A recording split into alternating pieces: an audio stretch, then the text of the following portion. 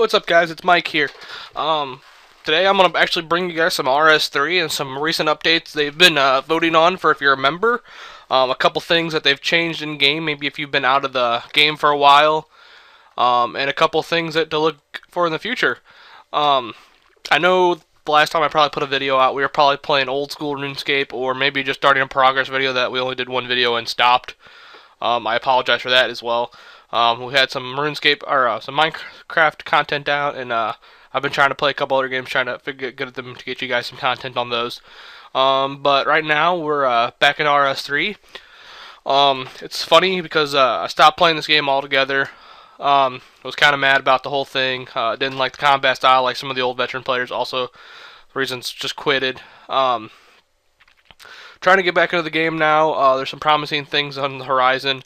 Getting used to this whole new momentum thing that it's where you can set up a bar down here and then it'll click it all itself. I like that feature, which is a pretty cool update they got going on here. Also, another thing I really liked about the game was that you could pay for your membership now with in-game gold.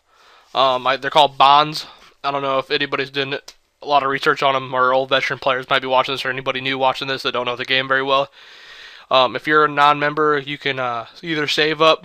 I think they're at like 6.3 mil right now, or you can make 6.3 in non-members world, which isn't that long. I'll bring some non-RuneScape members money-making guide in the near future for you guys. How I made it there with not being a member and not having any cash stack on me because of the recent progress videos we were gonna make, but we didn't. This main video right now. Oh, back to the bonds. Right, you can take the bonds, buy them, and you can exchange one bond, which is 6.3 mil, and convert it for 14 days with a membership, which is nice, because after you get membership, you can, if you're high level or skill or whatever, you can start either bossing or doing your high level skills to make that money really quick, and then you can continuously do that. I think you can buy up to a year at a time, which is really nice, and then after that, you can use the bonds to buy in solemn store stuff, to a couple other random stuff, and then these new treasured keys things you can buy too, which is really nice. But the most update that's coming up right now, that they're talking about, we're actually voting on right now, that's got my attention, is this legacy. It looks really promising. See, I'm kind of torn here.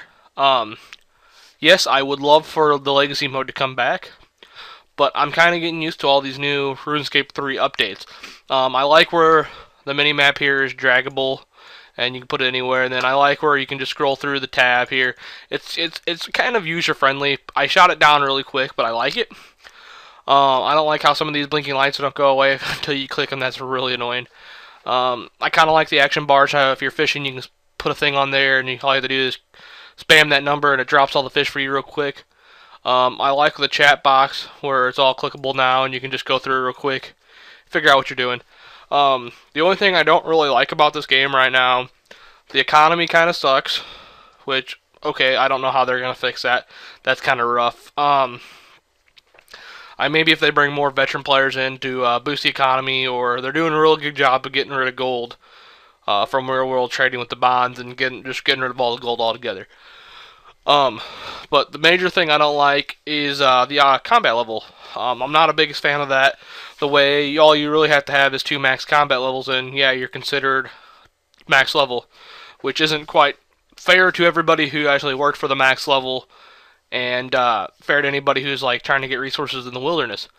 Now I have 85 mining. I like to go to get rune ore out in the wilderness because it's just faster. Nobody's usually out there.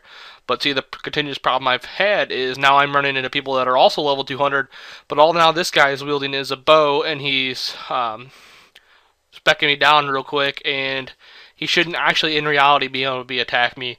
A ranged pierce should never be able to take me down as quick as some of these guys are. I mean, I have 99 defense and 99 hit points.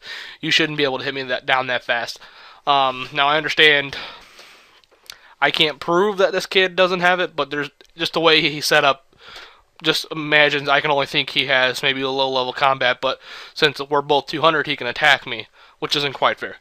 Another thing is right now, prayer and summoning don't count towards your level, which is also not really quite fair. I guess it makes skillers happy now because now they can be like, oh, I got a prayer cape and I don't have to get any levels out of it, which is fine. And then so many people as well. But I would really like to see this legacy mode bring back the 138 combat, which it's talking to about right now. There's talk about how they're going to have a toggle switch. Maybe you just pull open your options bar and it gives you a little toggle switch down in the corner. And you're like, okay, I want to play in legacy mode now. So you go switch into legacy mode. The only problem I see about this is people trying to crash people while we're either bandozing, corping, or whatever else, you know. Bandos isn't too big of a deal because you can buy your own room. Corping, on the other hand, you can't buy your own room. You have to go into the public with everybody else, which there's a lot of corp rooms, so I'm sure they won't fill up. But the problem is, if someone's using the ability bar, they're obviously going to hit way harder than somebody not using the ability bar. Or someone who's in legacy mode, I should say. Also, another thing. Yes, I would like for the 138 combat back, but now when I go to bandos, all the goblins are level like 112 or 84 combat. Now, how's that going to affect my legacy mode if those guys are almost high enough combat as bandos used to be? It's just something to think about. I would like to see it come back. I would like to see specs come back, how everything has their own spec. I would like to see being able to PK in the wilderness on legacy modes where I can go out with Dragon Claws and spec someone down just for funs. I really miss those days, and I would really like for them to come back. Now, I think that a lot of people quit this game because they just didn't either want to try it or they tried it and it just wasn't RuneScape for them. But I think if Jagex makes the right decision here, brings this legacy back, if we can all get the vote on, and continues to put a little effort force into this, I think it'll actually help not only the player base but their economy, help them boost their membership and their profit every week. Now, people are concerned that it might take away 07. That's not altogether true because the higher player base of 07 right now are strictly people that never even played 07. Most of them are kids that started playing in 2010 or 2009 and are diehard 07 fans, which are not true because now they're voting on the GE and stuff. If you're a true 07 fan, you're not going to vote for the GE. I don't think it'll hurt it that much, but I think you'll see a lot of big-time RuneScape players or old RuneScape players or people who've played the game from 2003 all the way to recent and quit when EOC came out. I think you'll see a good percentage of those guys come back to the game and at least give it a shot and work it out for a little bit. Now, if they make Legacy mode where it's just EOC user-friendly, they say they're not going to take EOC all the way out, which is fine, but if they can mask it enough where the player base won't see it and be able to play perfectly fine without it, I think that's what they really need to do.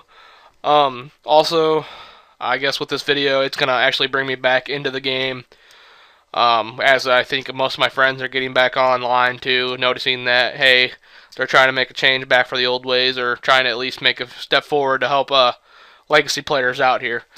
I'm going to just go do a quick run through. I'm probably going to make a bank vid soon, maybe this week.